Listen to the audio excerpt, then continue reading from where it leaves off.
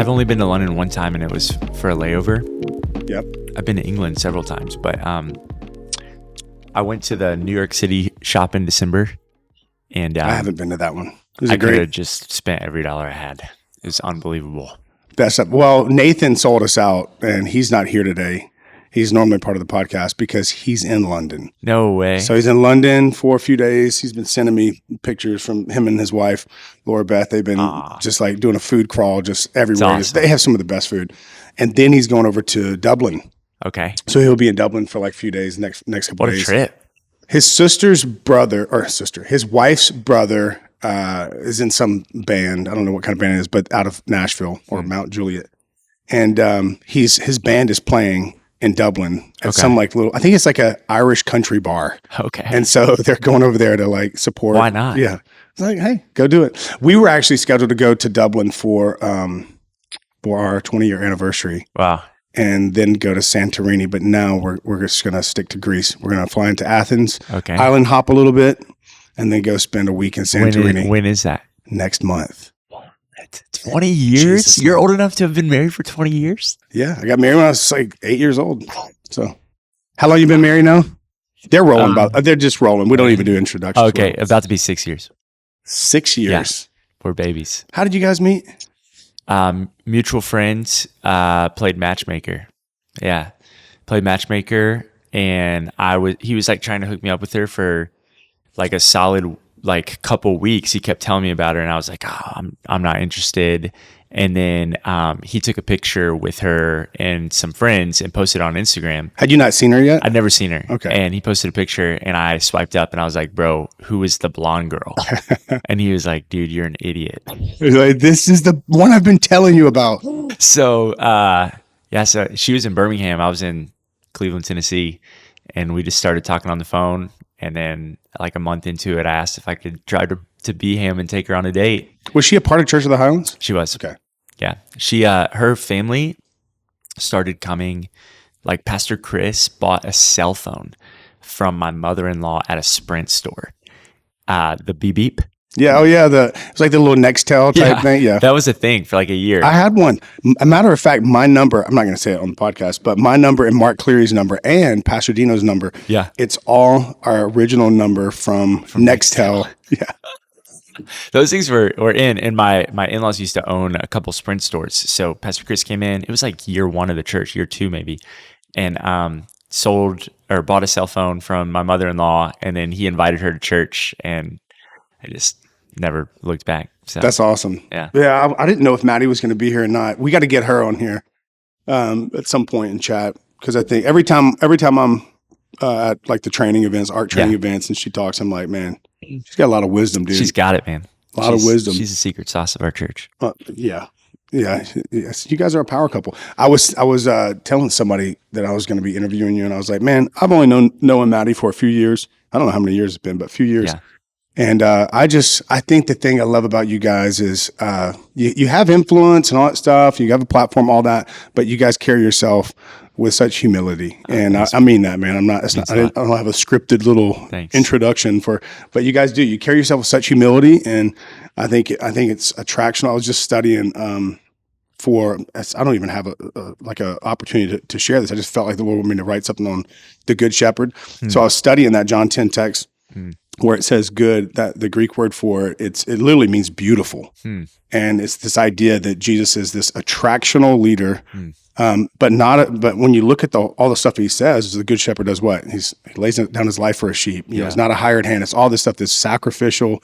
It's not about self-interest, self-preservation. It's not about self-promotion, but it truly is this sacrificial leader that cares more about the people that they're leading. And that's the beautiful type of leader. That's the attractional type of leader, which is so different when you think of the culture that we're in. Like an attractional leader is, they have a ton of followers. They dress the part, they look the part, they have all these things, and that's what makes them a beautiful leader or attractional leader. And it's just not the way of Jesus. Absolutely. And I think one of the things I love about you and Maddie is what makes you attractional leaders is the humility. You truly care about people. I never have got the sense that like you're trying to build some big platform. Thanks, I man. think you're just trying to love people, care for people. And so that's why I wanted to have you on the podcast. I'm honored. Yeah, man. So I know a lot of people that listen to our podcast will know who you are, but maybe they don't know your church planting journey. So you guys are church planters. How'd you know that you are called to plant?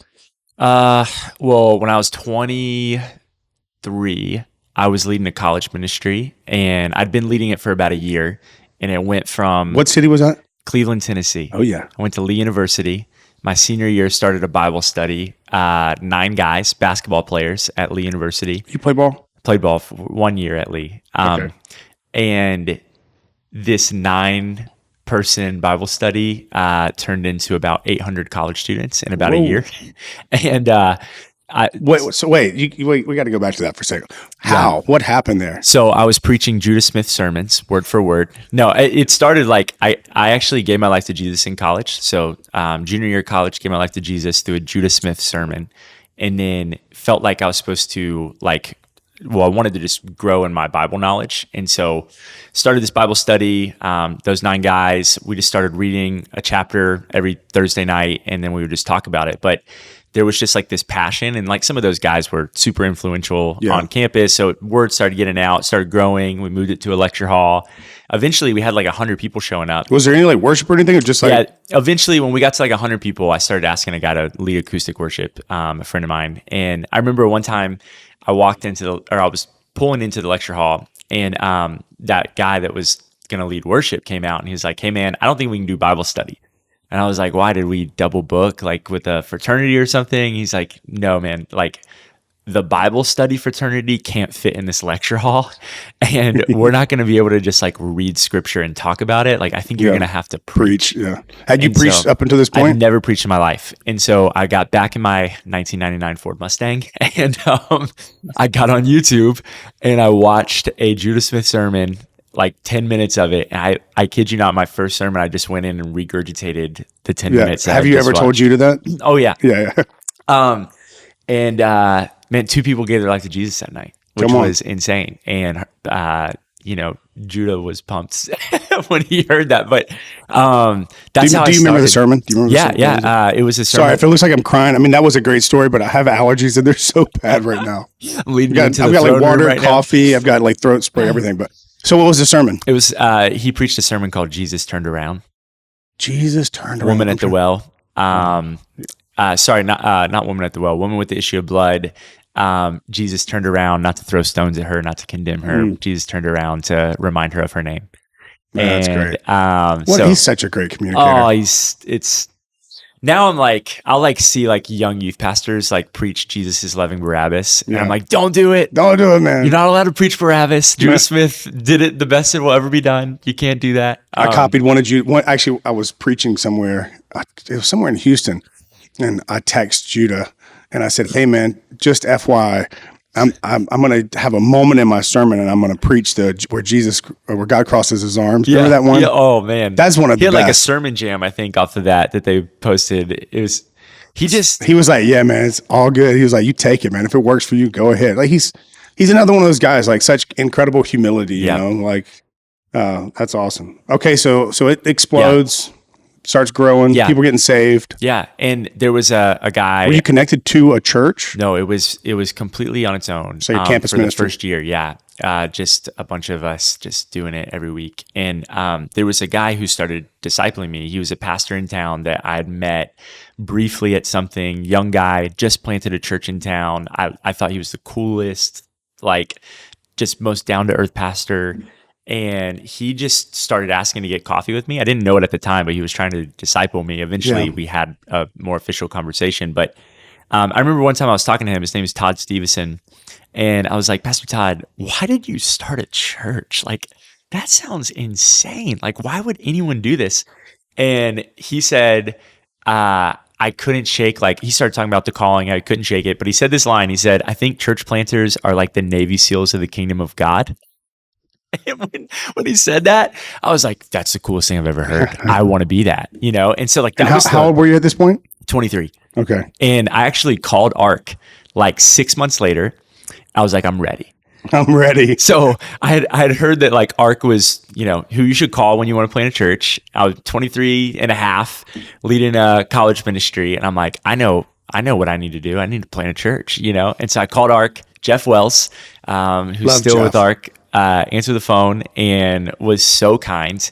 Never once shot my dream down, even though at 23 with tons of debt, not married, no ministry experience, he very well could have, but just asked me a bunch of questions and really like encouraged me. And just by the end of the combo, I kind of felt like, man, like this is my guy. Like these are my people, even though I don't know anything about them. And I kind of had gotten to the point through his questions of realizing like, I think I'm a little early. Yeah.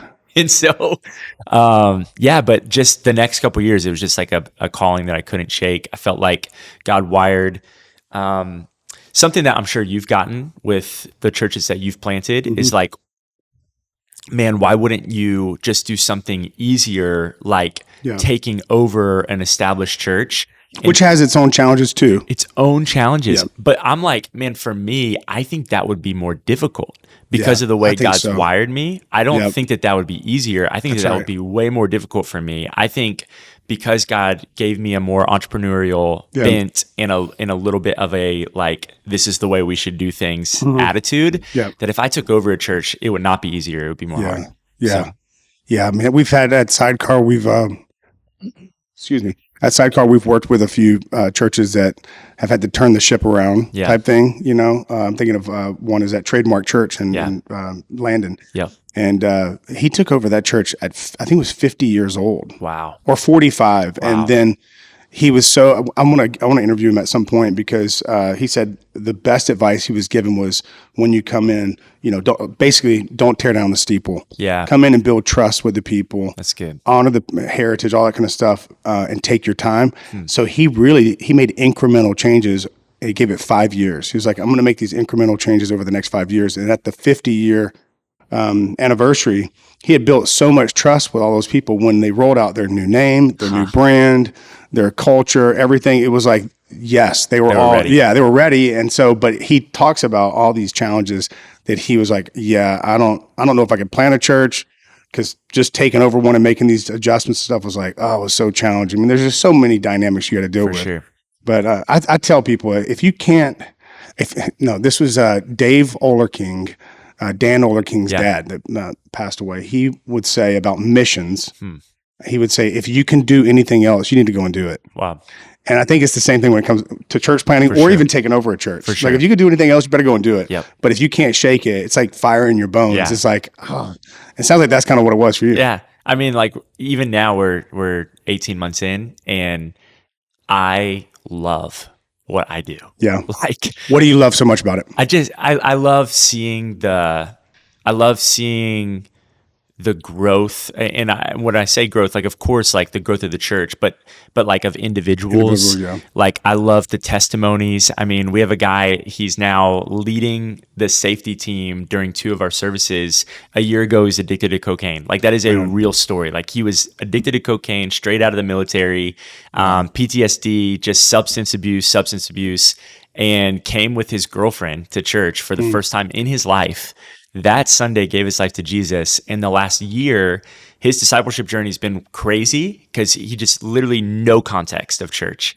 And now he's at the point where he can articulate his faith. He's in a men's discipleship group that meets every Monday morning, and he's leading the safety team. And it's like, I was a traveling evangelist full-time before starting Way, and I absolutely loved that, but I missed out on those stories. Yeah. And so, because you're not, when you're a traveling evangelist, you like pop in, pop out. You don't get to see that life transformation over the long haul. But now you're localized and you're right there and you're in the trenches. You get to know their names, their stories, and everything. Yeah, I agree. I played golf this past week. Which we got? We need to go play some golf. I played yesterday. I did too. I did not do good. Oh, it was so bad. What's not good for you? I don't want to talk about it on here. I like to continue to give the image that I'm really good at golf. Yeah, but I'm not. Anyway, so what was I telling you? I was so I was playing golf the other day with a guy from our church, and it was just him and I. That's one of the reasons why I love golf is that I don't really like to play 18. I like to play 9, like 2 hours. Yeah. one-on-one with someone, you're able to really just have good conversation. And so I'm talking to this guy, and I said, tell me about how you guys ended up at our church. And he starts telling me the story, and he says, man, he goes, the way I found out about the church was I got into a fight with my wife. He was like, we were in the middle of like hating each other. He was like, I even was thinking about divorcing my wife. Like I just couldn't stand her anymore. She couldn't stand me. I couldn't stand her. And no intimacy in our home, nothing. And he said, so I got in a fight with my wife on a Sunday morning, and he used a couple of choice words. It was great. And he said, I'm yelling, and fine, I'm going to church. I was like, that's the way he's going to pay back his wife. And so he gets in the car, he's driving around, and she's like, well, where are you going to church? He's like, I don't know. I'm going to go try the Citizens Church out. She was like, fine, go try it out. And he came in by himself. Wow. And he just sat there, and he said the presence of God just like touched his life. And he was like, my family's supposed to be in this church. And so he starts bringing his family, and he basically just said he began to realize that how self-centered he was. And as the leader of the home, he didn't need to wait for his wife to change. He needed to lead the change. Wow. And he was like, and so I just kept coming to church. We kept bringing our family.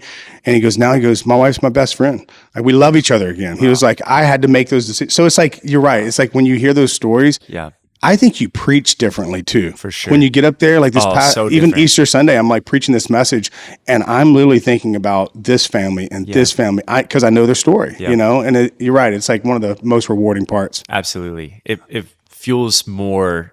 I mean, I just, like, if you had told me 2 years ago that I would be putting in the hours that I'm putting in, I'd be like, something's gone horribly wrong. Yeah. It's not because of that. It's because I love it. Like, I think about it all day long. Like, it doesn't feel like work. It feels like I'm doing what God created me to do. Yeah. So let me ask you this. Maybe we'll talk for a second. I want to get into the divergent church conversation with you, like things that maybe a different approach. But before we do, I know that we have, in our world with ARC, with the church planners that we know there, and even outside of that space and other streams, everyone has different opinions when it comes to leading with your spouse, like co-leading a church, or maybe some people are not down with co-leading or whatever. What's kind of you guys' philosophy? What are you doing? How do you lead? We're co-leading, and I think it's like, for us, we don't think that people who don't do it that way are in the wrong. Like, it's not that. It's just like, it's the way God has called us and wired us. There's clearly a calling on Maddie's life. And so to me, it just feels like something, as her husband, like I feel called to help her steward, like help fan the flame. And the reality is, in our context, like, whether we called it co-leading or not, she's co-leading with me. Right. Like it would be naive for people to think, oh, like, she's not co-leading. She's not the one that Noah's talking about the most, or with the most about these decisions. She's not the second most influential voice of the church, because I would leave that meeting and I would just go ask her opinion and go ask it, because she's too great of a leader. So if you come to our church, like I am the primary communicator, I'm the primary vision caster, but Maddie's hands are all over every part of our church. And I would say she's the best leader. That's awesome. So. Yeah, I mean, I've loved the conversation. I think we've talked about this before. Maybe we were on an interview panel or something, but my wife was struggling with that because she had been in the workforce and I'd been pastoring for a long time.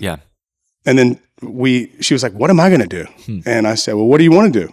And she was like, well, I don't know if I know you're called to be a senior pastor. I don't know if I feel called to be a senior pastor. And so anyway, we met with Pastor Chris, and Jennifer asked, Pastor Chris said, I know that there's like Pastor Dino DeLynn, they co-led, and then we were at another church and they didn't, and then seeing how him and Miss Tammy lead. And so she said, how do I know what I'm called to do? And his response was great. He said, well, what has God given you vision for? He's like, whatever God's called you to do, he'll give you vision for that thing. And he said, so if God hasn't given you any vision to help Jason lead the church, then maybe you're not called to do it. Yeah. So the question is, what do you have vision for? And so she wrestled with that, and she said, this was before San Francisco. She was like, what I have vision for is to, in this season, to really pastor our home, to help in that way, to free up some, doesn't mean that I'm not doing that. Totally. But that was like, I want to be a great pastor and leader and spiritual developer within my home and take care of our kids. And so that was in that season. Now we're in a different church plant, and she's helping with kids. She's overseeing kids, but she doesn't want to preach or teach on the weekends. So it's like, I think for every person it is different. It's like, what has God given you vision for? And then be strong in your grace, just step into that. So when it comes to leading, you and Maddie leading together, Yeah. oh man, I've been a part of a few different churches, and I've seen this go really good co-leading and really bad co-leading. How do you guys, maybe your leadership meeting, executive team meeting, whatever, and you and Maddie, maybe you disagree on a particular decision as you guys are trying to get a consensus in the room or whatever. How do you navigate a disagreement with your wife without looking divided and knowing that you're going home with them at 5 o'clock? You know? Yeah, that's great. I think something, hindsight's 2020, the first year of the church, that happened several times where we would disagree like that. Something we've tried to be better at is pre-communicating potential tension points in advance. So like we don't just go into the meeting knowing, oh, there's a bullet point outline and this is what we're covering, but we haven't first talked about it. Like we want to come into the meeting with unity to the best of our ability. When it still happens, because it still will, just full transparency, like I am trying to take less and less off of my plate or more and more off of my plate and really focus on like what only I can do. Yep. And a lot of the stuff that I would be super passionate about a year and a half ago, I'm just going, you know what? 9 times out of 10, Maddie's right anyways. Yeah. So let me just trust that she's right now. Yeah. And I think our team has seen that too. And like just talking about the grace, it's like she has a grace for assessing a situation from the human side and being right. Like if this is going to affect people, she almost always knows what the best choice is. And so if she says it, I just will immediately go, you know what? I'm going to go with that. And if we need to pivot it down the road for the sake of this meeting, I'm just going to lean into her grace. My grace is much more like big picture, reaching lost people, communicating the vision, preaching. And so if it goes that way, she feels the same way. Like I'm going to see to Noah. But I think the pre-deciding and pre-communicating thing has been a huge thing. Like it's almost like a mini staff meeting for me and her before we meet with the rest of the staff. Yeah. I mean, it's, if you think about it, it's even if you've ever served at a church that has like a lead pastor and then like a 2IC kind of person, like an executive pastor that then has a team underneath them. Yeah. Well, before that lead pastor would get in that meeting with the entire team, they're going to have a pre-meeting with that number two and get on the same page, make sure they're aligned. So it's really functioning the same way. So that makes so much sense. Yeah. I've been in the meetings before where, it's like, 6 to 8 people at the table and then both of the lead pastors there. And then there's a little bit of like, and then everyone's looking at each other, looking at, and it's like, what do we do here? Yeah. And then there's tension and then the meeting has to like be paused. Oh, bro, it's so awkward. Can I tell you how we're doing our staff meetings? Yeah. Because this has been a game changer. And you probably, have you read The Culture Code by, I think his name is Daniel Coyle is his name? I think I have the book. I don't think I read it. It's brilliant. And I was bumping up into this consistent dissatisfaction with our team meetings. And it had nothing to do with the team. It had everything to do with, I felt like how I was leading the meetings. So they're almost always an hour and a half. We have about 90 minutes slotted for it. We have 10 couples who attend. They're coordinators of all the different roles at our church. Some of them are paid, some of them are not. And I would come in, we'd have like 20 minutes at the top where we'd celebrate stories and whatever. And then the next 70 minutes, there was like an agenda of all these things we needed to do, super important.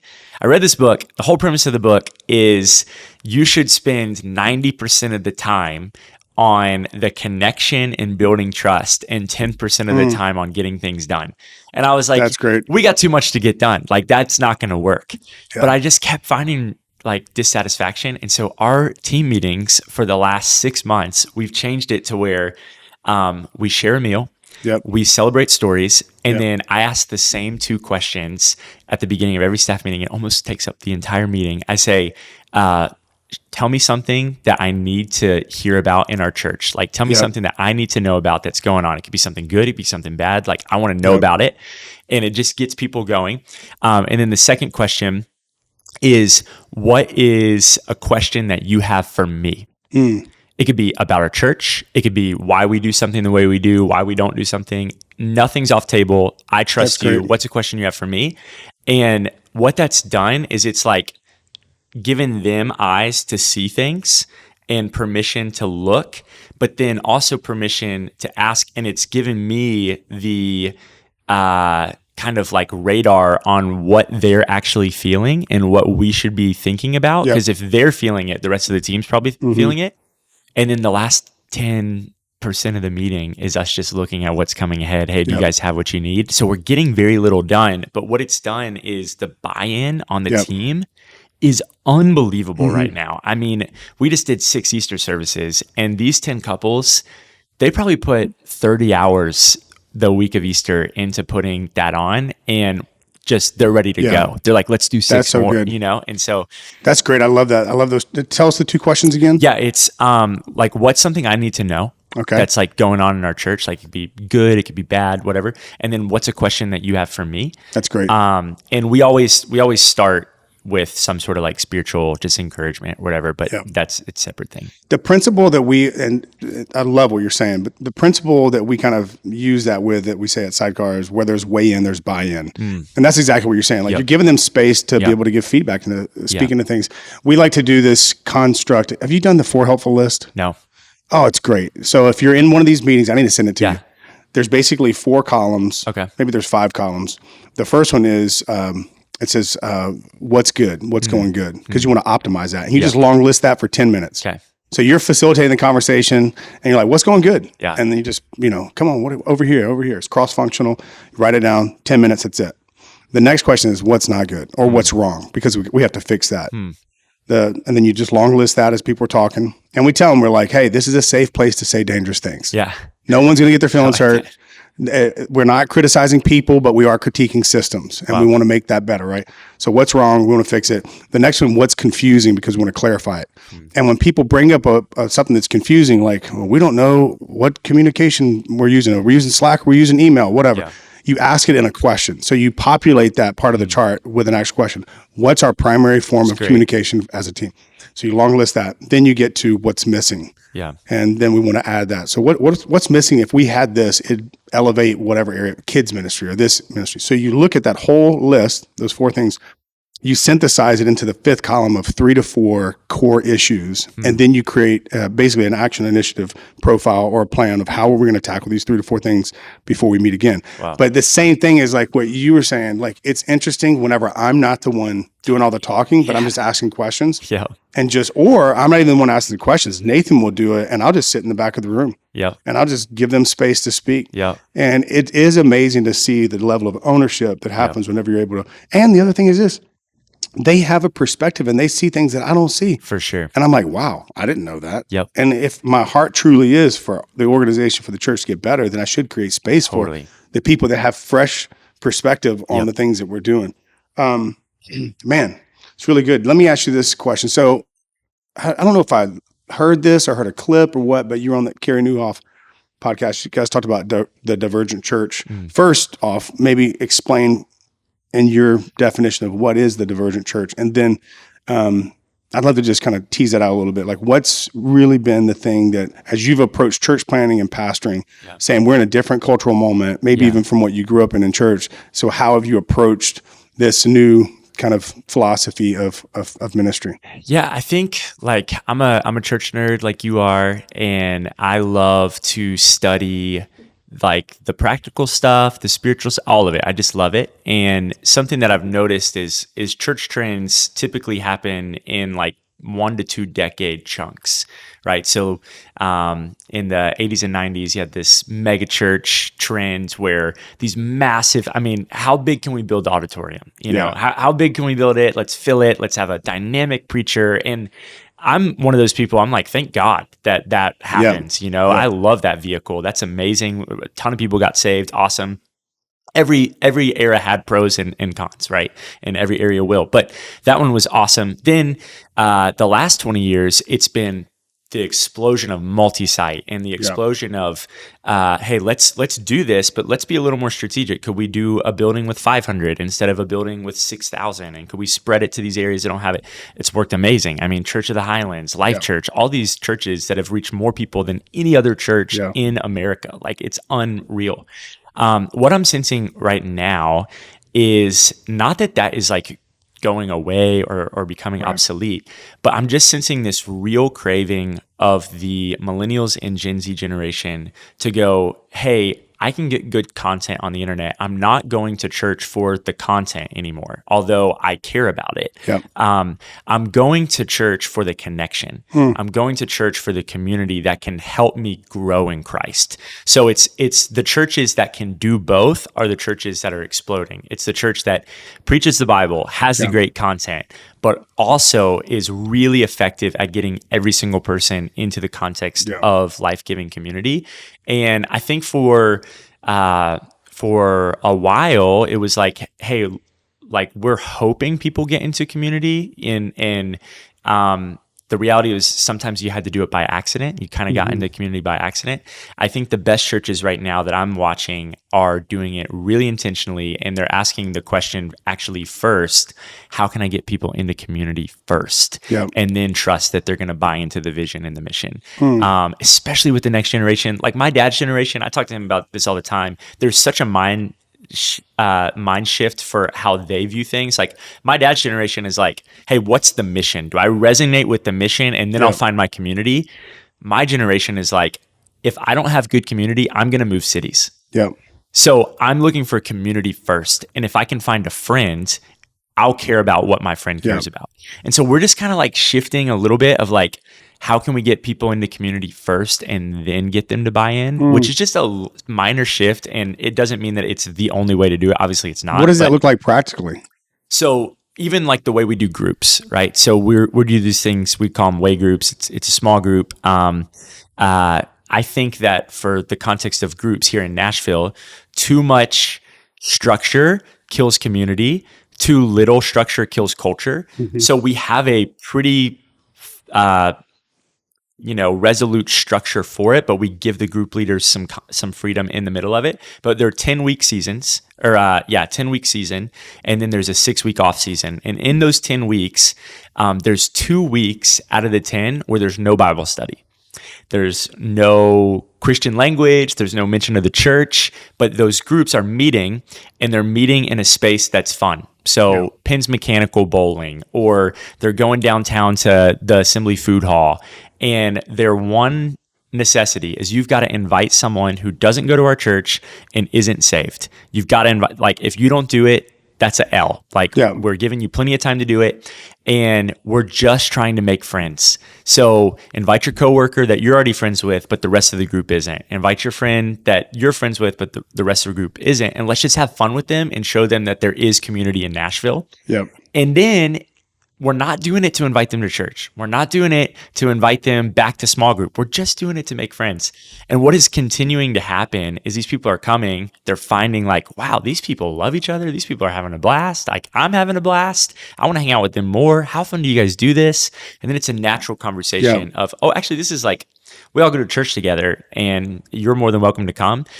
We're keeping tabs of how many people eventually give their life to Jesus through, we call them missionary mindset weeks. Right now we're up to 56 people who have given their life to Jesus in someone's home, not at church. That's awesome. And so that's like the biggest win for us. We celebrate the mess out of it every time it happens, because our vision is that we'll see more people accept Christ outside of our church than inside of our church. And we want to see a lot happen inside, but we're trying to equip the people in our church to go, okay, maybe the end goal is for me to be able to share the gospel myself. But in the meantime, I don't feel comfortable doing that. I do feel comfortable being a friend to someone at a bowling alley. That is great. Oh man, I've got like all these ideas kind of popping around in my head. Like, we're going to change the way we're doing small groups immediately. How do you, what's the process for getting those groups started? Like, is it just someone's like, hey, I want to host a group? Yeah. So in the beginning it was because we didn't have anybody. So you're like, I'll take anyone. We take anyone. We started 8 groups season 1. So that was 6 seasons ago. This season we're going to have 42. Dude, that's amazing. Which is insane. And the smallest group, you have to have at least 8 people. The largest group is 20. So it's 8 to 20 is the sweet spot, because not everyone's going to come every week. And so there has to be a certain amount for it to work. But now the requirement is you have to attend a group for 1 season. And then before you can be eligible to lead, because we don't want you to just step in and not have seen it first. And then if you're interested, you can come we do these dinner parties. Actually, there was one last night. where there was like 8 prospective leaders. And that's where our way group team leaders are. They're the ones who are really overseeing all the way groups. And they just come, they connect over a meal, they share the vision for what it looks like to be a leader, the requirement. We ask the leaders to commit to a full year of leading a group. That's great. So that would be 3 seasons. You know, So it's 10, 6, 10? 10, 6, 10, 6, 10, 6. Okay. And takes us through the whole year. But 1 year commitment, and then they can opt out after that. Obviously, if someone wants to opt out before then, we'll figure it out, but we really try to challenge them to. That's and awesome. Every group has a leader and a co-leader, so that if the leader has to miss for some reason, the group can keep going on. So that's kind of the structure right now. We're constantly tweaking it. And you know, it doesn't always go to plan. Like there's been times we've had to cancel groups, whatever, but it's grown every single season so far. You seem like you're really excited about it. It's my favorite thing we do, because it's getting people who would just be an attender to own the vision and mission of the church. I think that there's probably a lot of young leaders out there that know who you and Maddie are, and you're both great communicators. And I mean, you travel and communicate at large conferences, so you have a reputation of being a great communicator. But I think that there's some young leaders that would be wildly surprised that the thing that you're most excited about right now as a pastor is not you communicating, but it's the people in your church connecting. Yeah. And the people in your church living with a missionary mindset. Yeah. Like, I just think that that's really refreshing to hear that. Here's something else I want to kind of look at. So you said, I'm trying to think if it was you or if it was Grant that said that, you know, if you rewind years and years ago, there was an abundance of connection and scarcity of content. Yep. Right. And so you had like, people would go to churches and because there's great potluck and people were hanging out, and it was like highly relational. For sure. Technology was not advanced to the point where you're getting content out the way it is now. Now it's like just the opposite. It's like content like crazy, no connection. And yet we continue to just think that we're going to create some amazing content, either digitally, which that is important. Our sermons is important. But the primary thing is, if we can get connection right, then content's going to follow. People's lives are going to be changed. So like, how did you approach that as a church planner? So, or is this just something that you kind of discovered after the fact of planting, or was there a philosophy in how you handled building your team and even on the front end before you even launched the church? Well, I think I honestly felt the tug just for me personally as I was receiving content and receiving things like sermons. Like my life was changed through a sermon. I think preaching is so important. Like I am constantly trying to grow as a preacher because there's power in the preaching of the gospel. There's power in the preaching of God's word. Like I believe in it more than I've ever believed in it before. So this is not saying it's coming against that. It's just the reality is that the 25-year-old at our church can listen to Pastor Chris Hodges, can listen to Pastor Craig Rochelle, can listen to, you name the communicator who's brilliant, who I aspire to be like one day. They don't have to come to our church to get that. And so what is missing from their life is the friendships that are going to spur them on towards Christ. And I would say is like, I've just seen where if I am forced to engage myself into what is going on, I become better at the thing. You name the thing. Like watching someone play baseball versus me throwing a baseball, I'm going to care more about baseball if I get asked to throw the baseball. And so how can we get the people of our church to be asked to throw the baseball? There's been this statistic about how your church grows at a percentage based off of how many volunteers, and the number changes slightly, but it's basically like if your volunteer base is about 10 to 20% of your church. That's been for 40, 50 years now. And so we kind of are like, hey, we see this. We think it's 10 to 20% based off of how many people you have engaged to a certain level in community and into serving. And so we're like, how can we just get people to do this? I would like listen to a sermon at a church and be like, yeah, like that was like pretty good sermon, you know? And then I'd leave, and the next day I forgot the sermon. It's gone. I'm the pastor. Sometimes most pastors spend the lion's share of their week working on their sermon. Then people forget by the time they go to lunch. Man, sometimes I preach sermons so depressing. that I couldn't preach 24 hours later because I've already forgotten it. You know what I mean? And part of that's the grind of preaching every week. But if I'm feeling that as someone who preaches the gospel every week, man, the average attender of my church is feeling that. So how can we get it past just Sunday into their actual life? And that's one of the reasons we do curriculum through the way groups, because we want it to be based off the sermon so that there's a higher chance of the sermon going. That's great. So it's just Q&A based off of what you preached the previous Sunday? In the questions, it's based off of what was preached the previous Sunday, but the questions are phrased in a way that don't lead to as much knowledge impartation. It's questions that build connection around the subject. Yeah, that's fantastic. I love that. I love that a lot. Let me ask you this question, because obviously, I mean, listen, I remember when I was your age. How old are you now? 30. 30. Oh man, that was 13 years ago. I remember being young. Here's what I want to ask you. So there are a lot of young leaders that we're connected to with Sidecar. That a lot of times they'll ask us questions like, how do you lead? How do you lead your organization, your team, whatever? If you find that on your team or in your church, there's people that are maybe 10 to 20 years older than you. How do you lead with both humility and confidence? How do you lead in a way that's not like, I'm going to tell you how to be human or follow Jesus when you've been doing this for 20 years?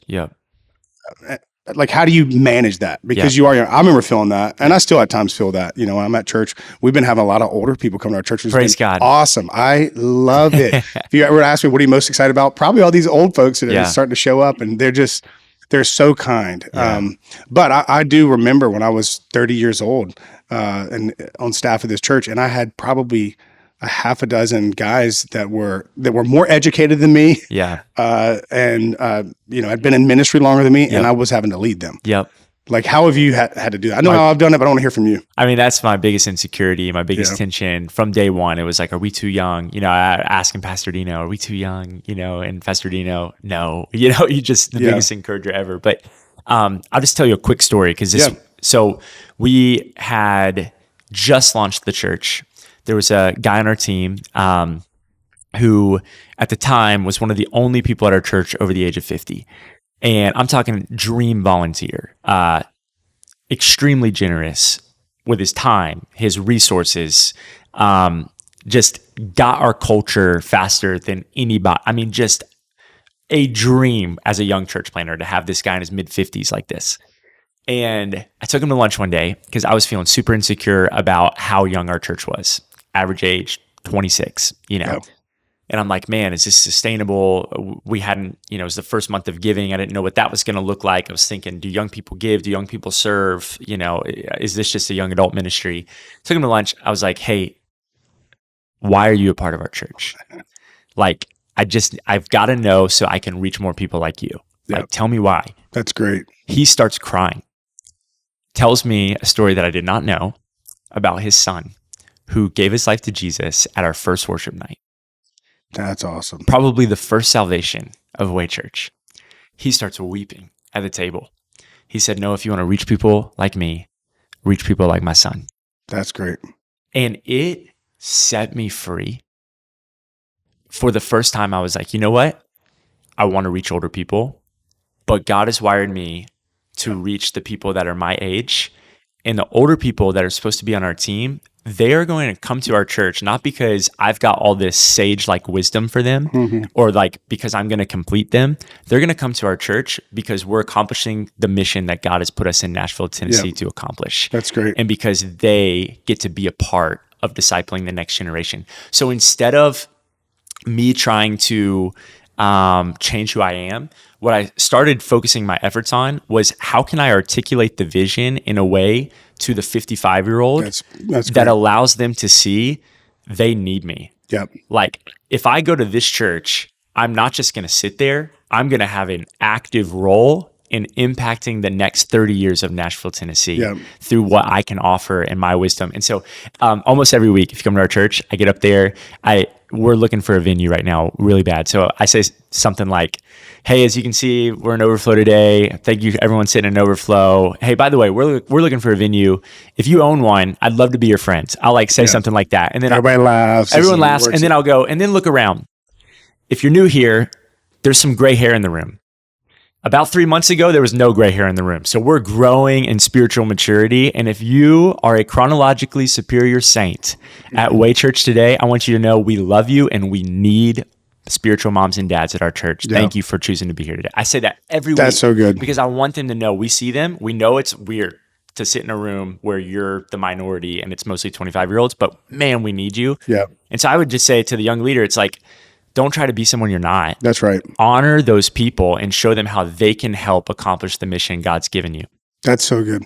I remember years ago, I think it may have been Pastor Dino that said that you're naturally going to reach people 10 years older than you and 10 years younger than you. Sure. It's just like the pocket. It's just kind of given.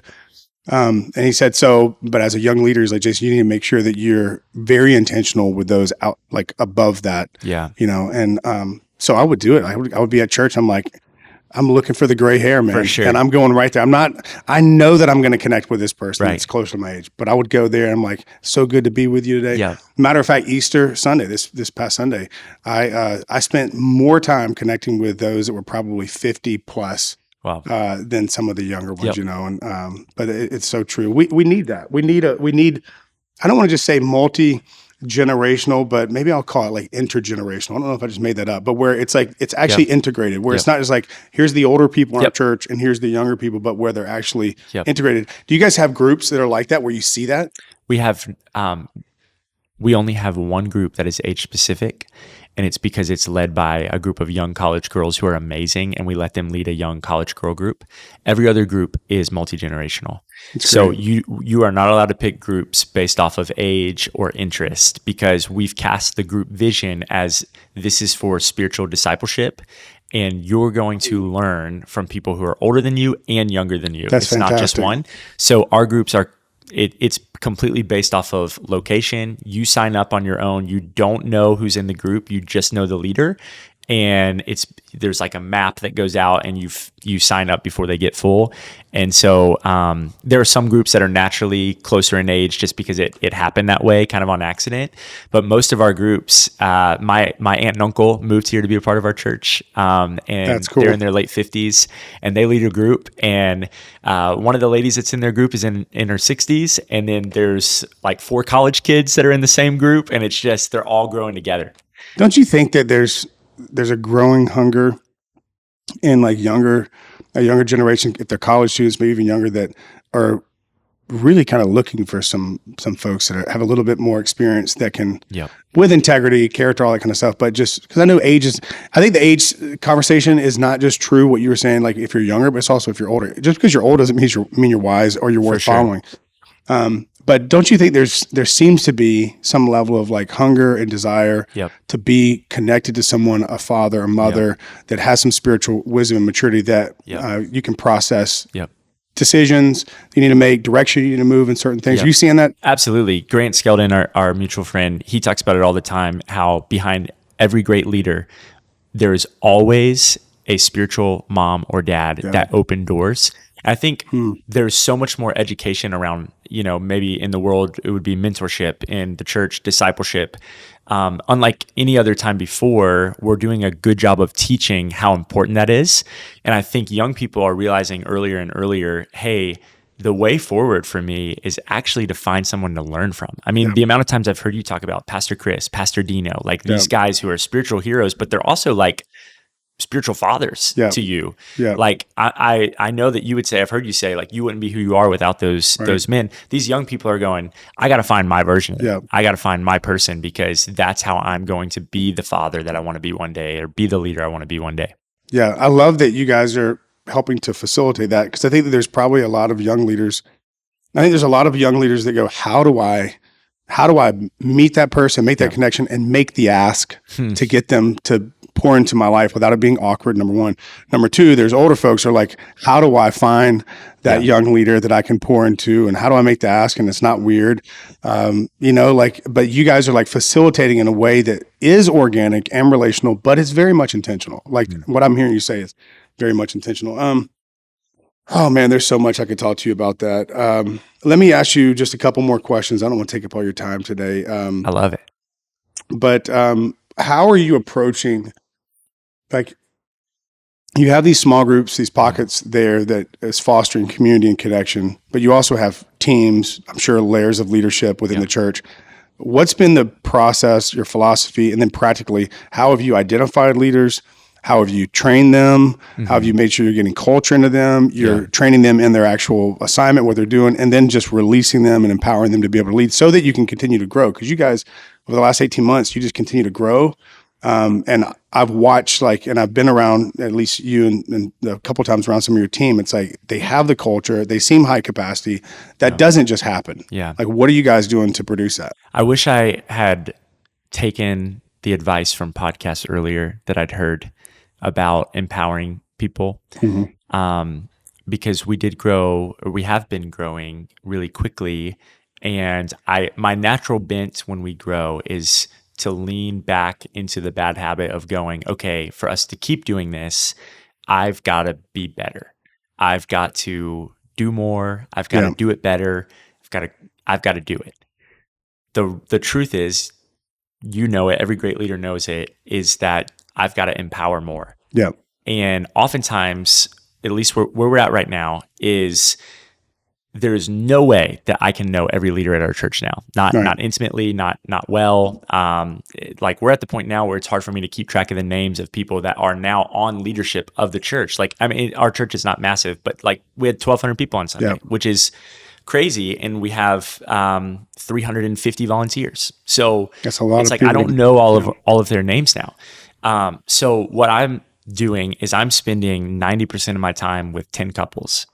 And Maddie and I are doing date nights with them. We are having them over for game nights. We had a couple over last night just to play Catan, like, we're just trying for those people to keep them fresh, to keep them locked in on the vision, to keep like asking things. Really practically, in the beginning when we were launching, we chose leaders based off of character and personal relationship. So it had nothing to do with their skill set. We didn't know, no one on our team had a skill set for ministry. There was no ministry experience with the exception of Grant Skeldon and our executive pastor. Like, that was it. No one else had ever been in ministry. So it's just like, do we believe in their character? And do we believe that we could ask them to do something and just trust them to be good people and work hard?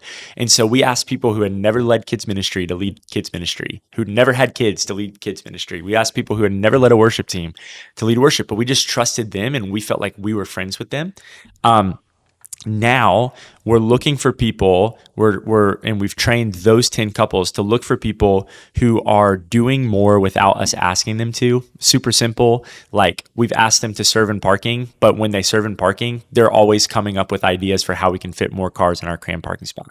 That's someone who probably needs to be elevated. Like, let's keep a tab on them. So every meeting that we have as a team, we're asking them, hey, who is one person on the team that we need to know about? Yeah. Like who should we be keeping an eye on? Because the best leaders replace themselves. So we're like, you're a coordinator. You need to be thinking about who the next team lead is, because one day if you get hired to be a director of kids, someone's going to have to be the coordinator. So if you haven't thought about that, another thing that I really believe in is like hiring from within. Like, I'm seeing now why people care about that so much. Like, Church of the Highlands is prime example of this. Like, they're hiring from within all the time. They're hiring from within the college because you can see how they're going to be without a paycheck.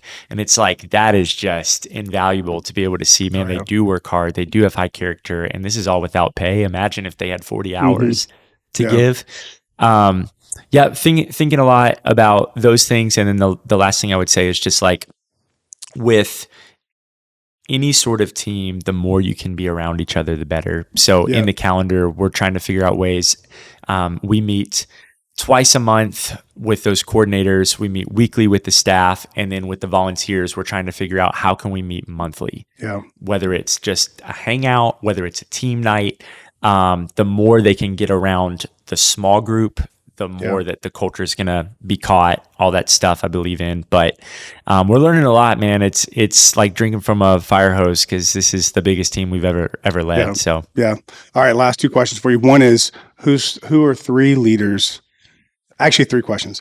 First one is, who are three leaders that you're learning from right now, either directly or indirectly, that you're I know I kind of put you on the spot there, but I mean, I love Carey Newhoff. I think his insights are amazing. Keep up with his podcast. He's become a friend. I'm learning from him.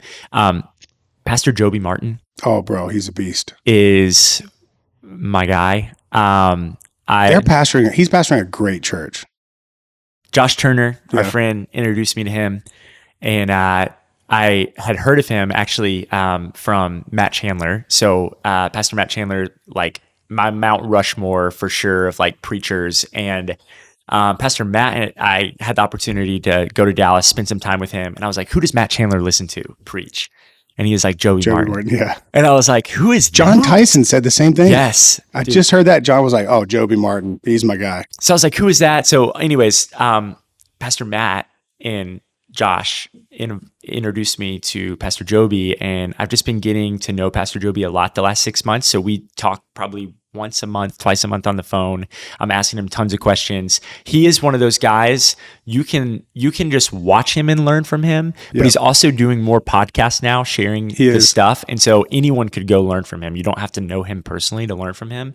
And I just think he gets it. Like he gets preaching, one of the best preachers I've ever heard, but he also gets leadership in he's very unconventional. He doesn't look like the typical megachurch pastor. Big white beard, tattoos, biker gang kind of a vibe. So those two, and then another guy that I'm constantly learning from is Pastor Dino Rizzo. I just feel like every time I'm around him, I learn about generosity. I learn about being a servant. I learn about how to treat people. He just makes you feel like when we go to ARC next week, I'll just stand back and watch him work the room. Yeah. And it's like, and it's genuine too. It's so it's not, genuine. Yeah. It's like, when I say work the room, I mean like he's trying to make sure every person that comes to ARC conference knows that they're valued and that ARC believes in them. And it's just a masterclass. Oh man, I remember, I can't tell you how many times when I was on staff with him as a pastor, or just working with ARC at a conference or at some service, where he is texting me and probably 50 other people saying, "Hey, make sure that you're not in the green room. Make sure that you're not doing that. Make sure you're out in the halls. Make sure you're loving on pastors. Make sure you're, let's make sure." And, there's something about it's convicting. Oh man. But it's also, man, it raises the bar, the standard, saying that's how we should make sure every person feels valued. Absolutely. I had this phrase I heard him say one time and I stole it from him.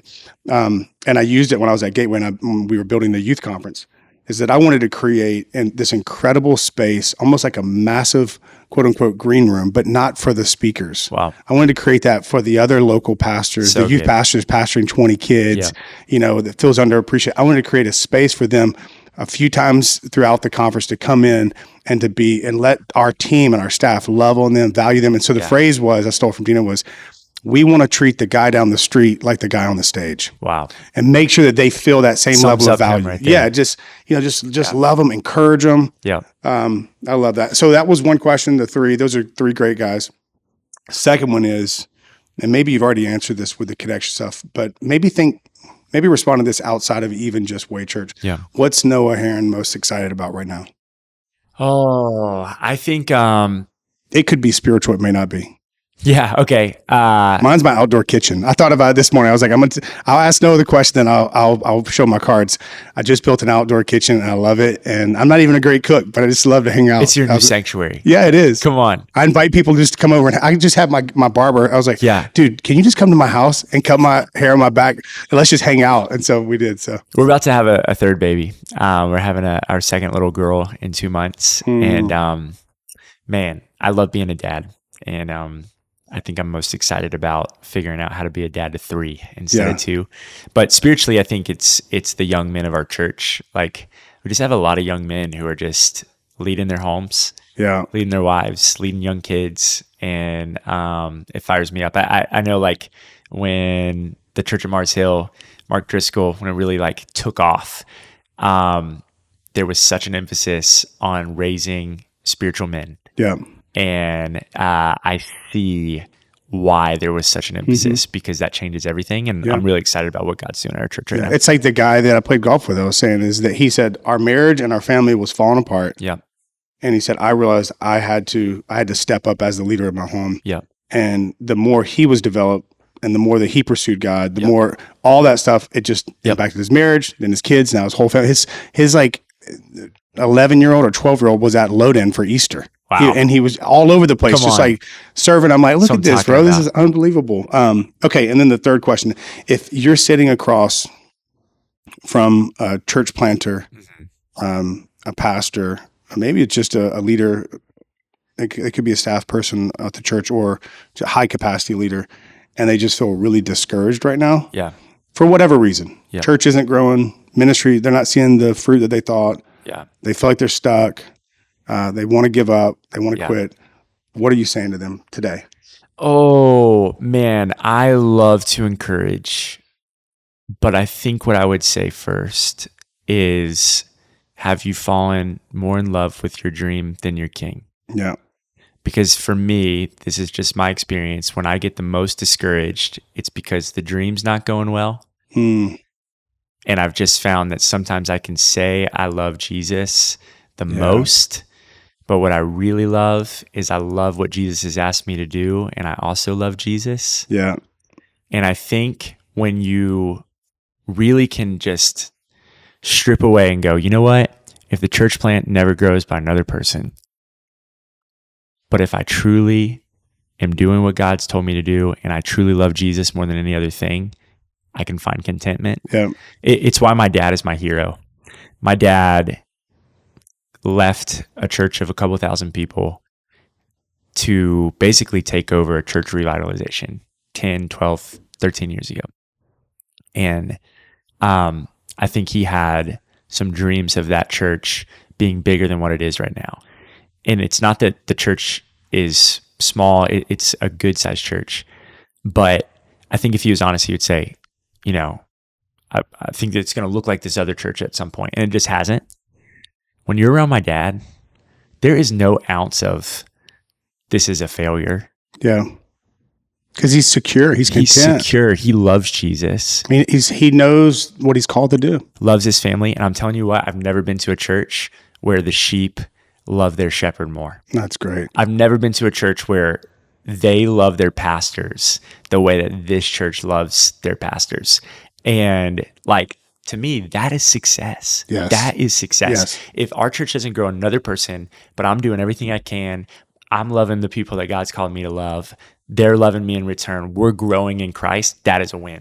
And so we got to redefine like, what is success? Yeah. Are you discouraged because of results, or are you discouraged because you're not being obedient to the Lord? Because it's two big things. Too big. And if you can go back and figure that out, I think you're going to be able to see some changes. Yeah. One of my mentors, and I carry this with me because I think there's probably a period in my life where my definition of success, and I have to be careful not to pick it back up, is always numbers and all this stuff. It's the metrics, right?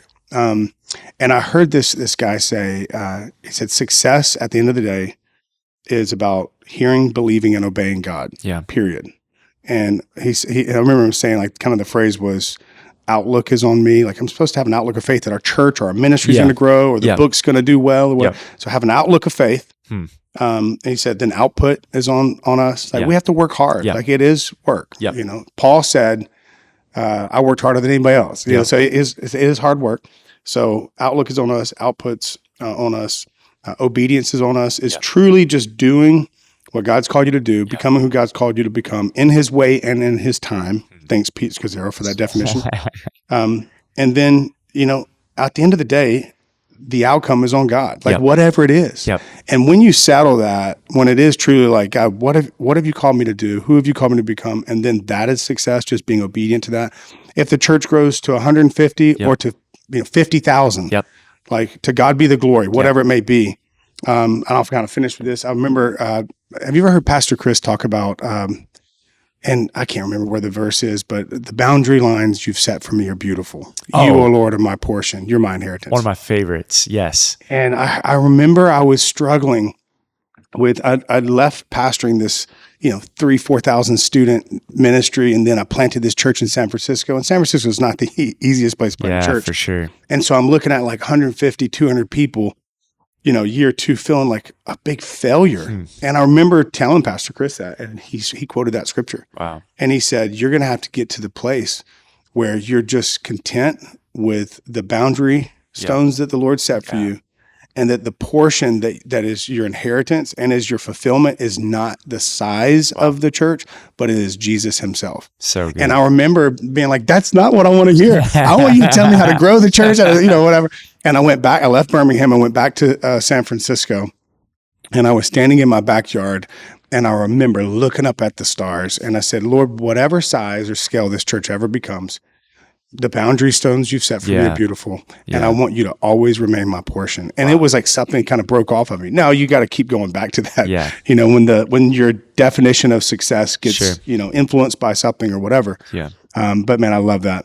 Bro, I'm so grateful for you. Places. Love you, man. Grateful for you. Learn so much from you. Every time I'm around you, man. You're the best. I love you.